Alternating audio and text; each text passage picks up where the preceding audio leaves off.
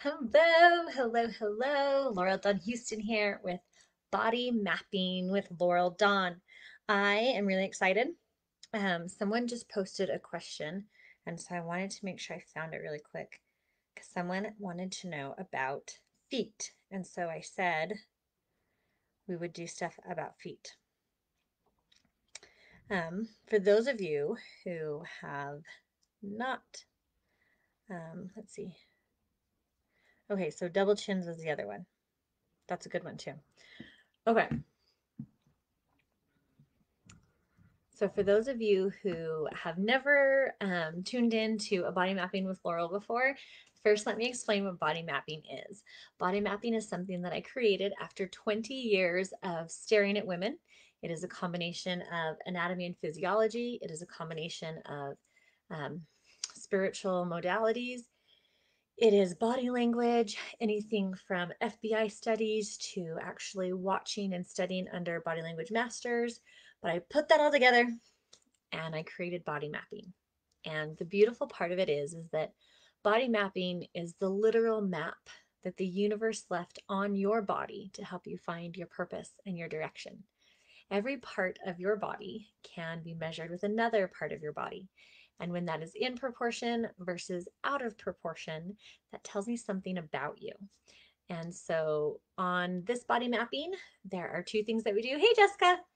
There are two things that we do. We talk about the symbolism of each part of your body, and we also go a little bit into symptoms because symptoms happened when you are out of alignment. You are a mind, a body, and a spirit. That's what makes up a person. So when one of those is out of alignment, our body sends us messages through symptoms. So for me, symptoms are not good or bad or right or wrong. They just are. They are messages. And when we start to listen to those messages, we start to know, understand, and honor our body at a newer, deeper level, which is really what my mission is. I want to teach women to love and honor their body. Because when we love and honor our body, we listen to it and it helps us in so many different ways in our life. So, a couple people have asked about feet. What do feet mean? How can I learn to love my feet? Why should I love my feet? Because people are so weird. I was a beauty school instructor for 5 years, and part of gaining your cosmetology license is an entire chapter on pedicures. And it was all of a sudden like mind blowing to these girls that they would have to touch a foot. And I thought, have you never been to a salon before? Have you never seen the pedicure chairs? Did it truly not occur to you that hair and nails um, are on your hands and your feet? So, but it was a shock. And women were all sorts of, I don't want to touch feet, but I want to help you have a new appreciation and a new understanding about feet. So when you are watching this, either do hashtag replay, let me know if you're here with me live, and I want you to tell me what is it about feet that you're like, feet are weird. Because people, they really, if people have opinions about feet, and it's so weird to me. But I've never thought they were weird. I've never thought they were gross. I take care of mine. My husband has like these long finger toes that he can pick stuff up with. It's really kind of crazy. I have these short little stubby sausage feet. Um, and those are beautiful and unique to each of us. And so that is something that in body mapping, there are so this is like I teach a 12-week course on body mapping, and feet are its own 2-hour class. So I can't tell you everything about feet, but I wanted to kind of fill into it and see what it was that most people needed. So first, let's talk measurement. Um, your foot measures if you have your arm and you bend your wrist. So from your wrist to your elbow pit is the size of your foot. So that's the easiest way to measure is to actually like sit down on the ground and put your foot up against your arm right there and it should fit. Some of the other measurements, if you are to do hang loose from the tip of your thumb to the tip of your pinky is your foot minus your toes. So if you go right under your big toe, you put your fingers in the arch of your foot, that should also be your foot. So when you measure here, The distance that you're missing is basically the distance of your big toe. Okay, so feet in general, what they symbolize is our ability to progress forward. It is our connection to this earth, to this life experience. And so people that tend to spend a lot of time in the spirit, they're up here in their upper chakras, they're not really grounded to earth, tend to be more prone to foot issues, whether that is fungus, cracked toenails, fallen arches. Um, People who are not grounded in this life experience, people who are having a hard time wanting to have this life experience, tend to have problems with their feet. Your foot as a whole. Hey, Faye. So your foot as a whole is about connection. It's about direction. Your toes, however, each toe has multiple meanings, but to keep it simple, your toes as a whole are the details of your future. Think about when you're walking forward, what's the first thing to go into your future? Your toes are. Your toes are smaller than your foot. So your foot as a whole is your progression, but your toes are the detail. Now, hi Chelsea. The toe I actually want to mention is the big toe because the big toe represents you. It represents your thoughts. It represents you as a person. For those of you who are familiar with foot zone or reflexology, the brain actually, the pressure point or reflex point is actually on the big toe. So your big toe represents you. If it's your left foot, your big toe represents the feminine side of you progressing and moving forward and the details of your future. And the big toe on your right side represents the masculine side and the details of your future in the masculine energy. So you have both sides of you. You have a past, you have a present, you have a masculine, you have a feminine, and toes on each side help to represent those. So when you stub your big toe, the most of the time what's happening is that you are not being present, and your brain, your body, and your spirit are actually trying to get you to get out of your head and into what's happening right now around you.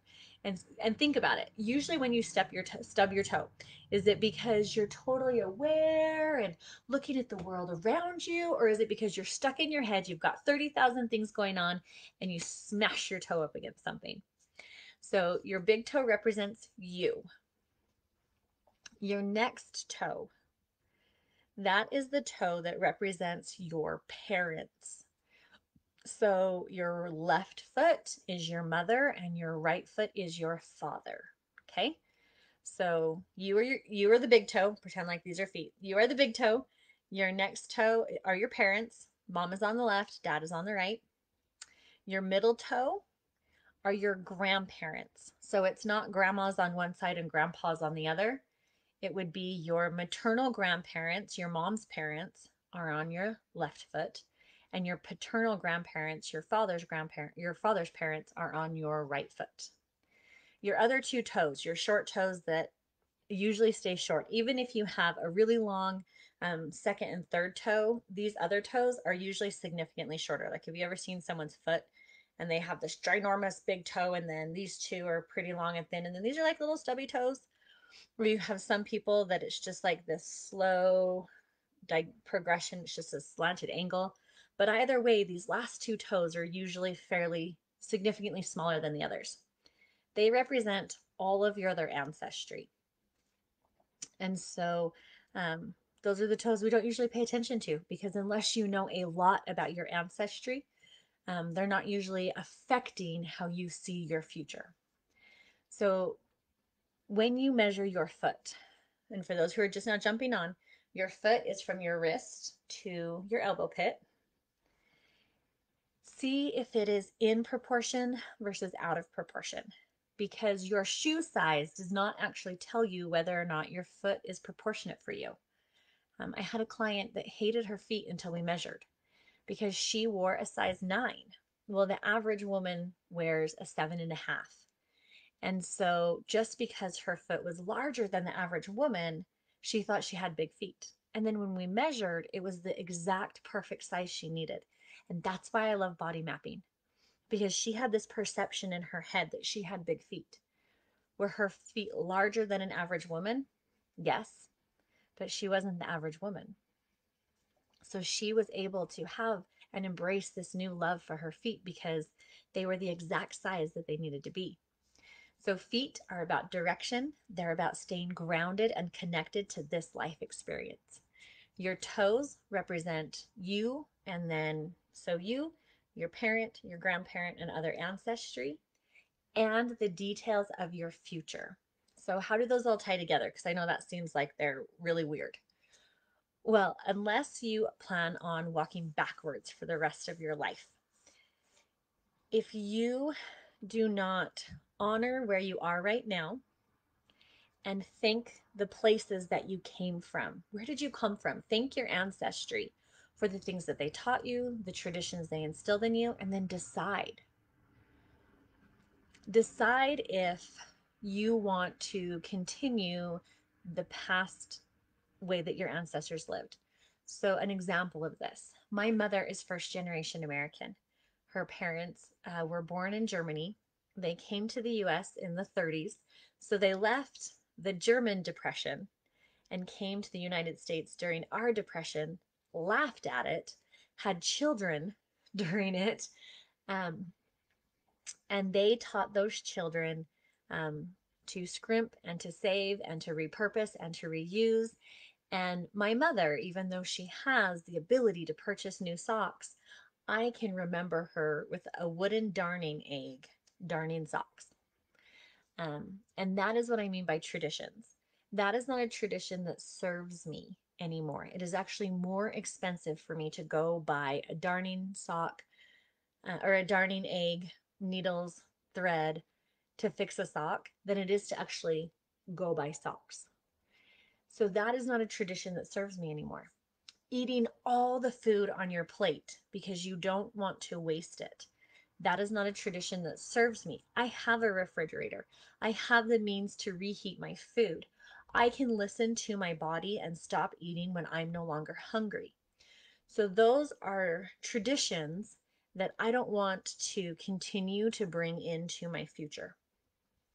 So, because your toes represent you and your ancestry and the way that you were raised, they're the first thing to step into your future. And if you don't want to continue to follow those patterns, you need to actually care for and you need to start caring about your feet, especially your toes. Thank them, listen to them, and then maintain them. But when you hate your feet or you think other people's feet are gross, you are in essence saying, I don't want to be connected to this planet. I don't want to be connected to this life experience. If you are thinking other people's feet are gross, there's a part of you that doesn't want to be connected to that person on this life experience anymore. But feet are a literal connection to this life experience. So here are some of my most asked questions because I have taught body mapping in live events now for close to 5 years. And so there's questions that every time I would do a live event, I would kind of get the same questions. Oh, hold on. My great grandma would never use towels and tables until they were through. Yep, they're too pretty to use. I choose to let that story go. Yes, that's exactly what I'm talking about, Gina.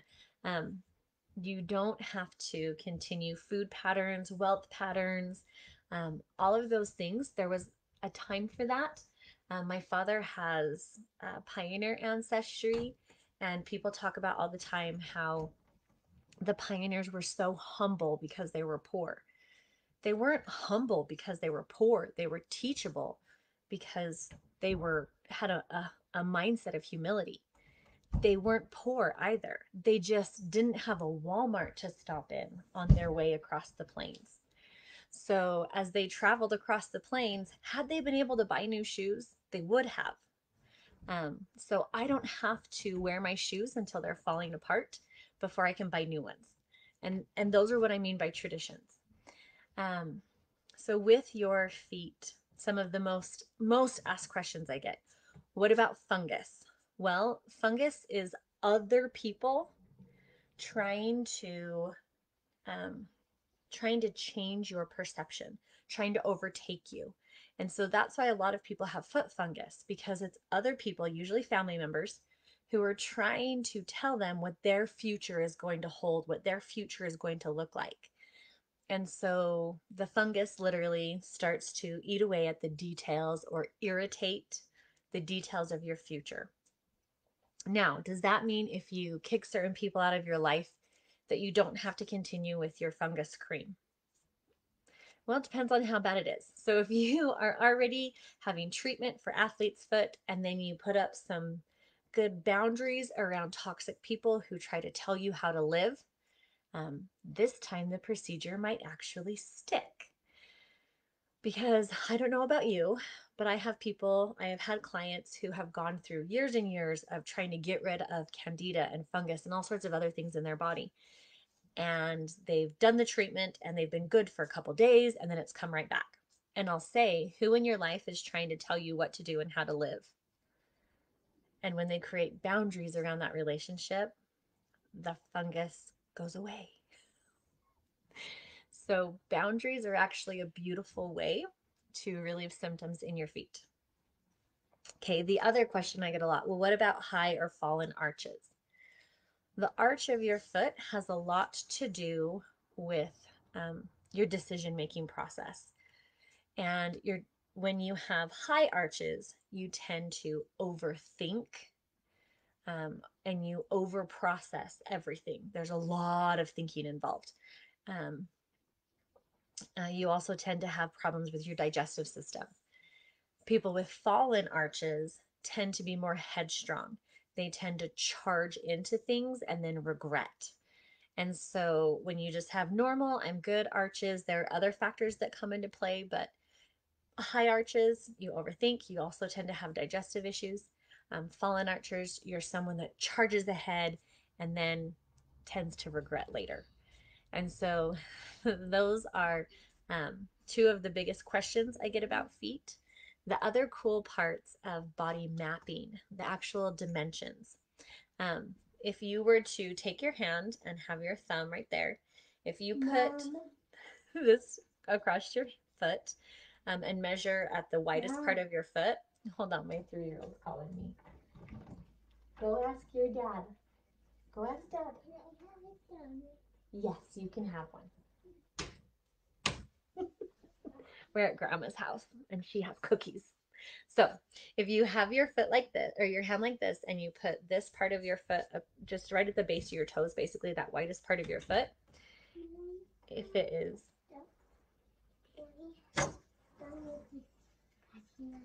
Yes, you can have one. Ask sister to help you.